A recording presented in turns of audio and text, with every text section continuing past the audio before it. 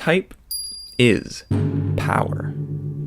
The power to express words and ideas visually. It's timeless, but always changing.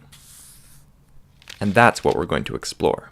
Most people agree that the creator of typography was a German man named Johannes Gutenberg, and yes, he wore a hat like that.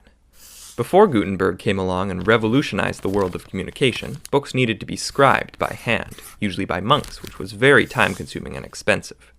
So Gutenberg created blackletter, the first ever typeface, modeled after the writing of the scribes. Blackletter has thick vertical lines and thin horizontal connectors, which made it great for scribing, but it looked very dense and squished together when printed. Something needed to change. Enter Roman type. This particular typeface is Cambria, which you're probably used to seeing on your word processor, but the first ever Roman typeface was created in the 15th century by the Frenchman Nicolas Jenson.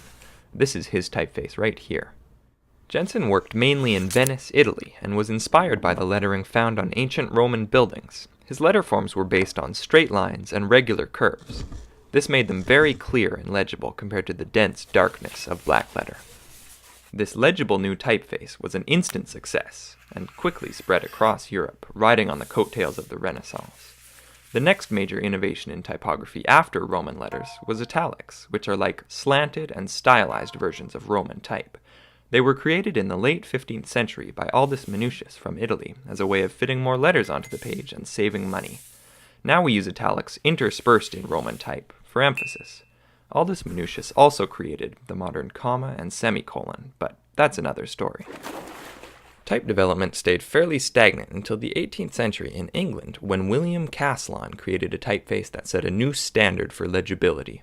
While it wasn't anything radical, it was just what the world was looking for. The style of Caslon's typeface is now referred to as Old Style. A few decades later, another Brit named John Baskerville created a new variety of typeface, which we call transitional. Later still, a Frenchman named Didot and an Italian named Bodoni created typefaces that we have classified as modern. Most serif typefaces fit into one of these three categories, but what does each category mean? An old-style typeface has letters that have thick serifs and low contrast between thick and thin strokes.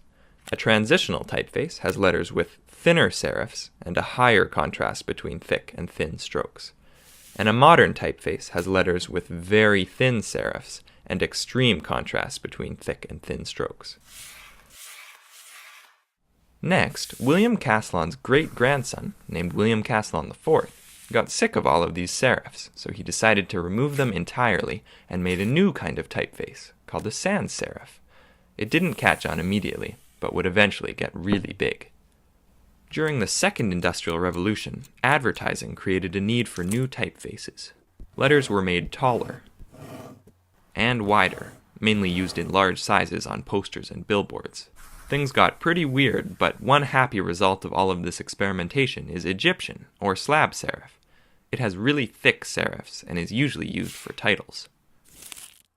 As a backlash to the complexity found in typefaces of the 19th century, the early 20th century brought something simple.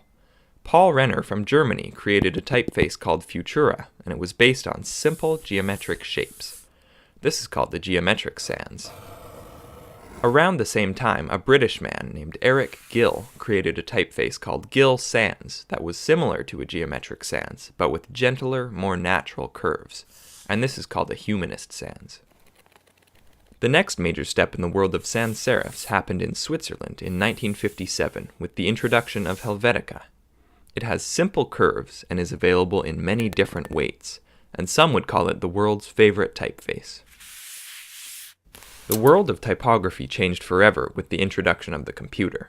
There were a few difficult years of crude pixel type due to the primitive screen technology.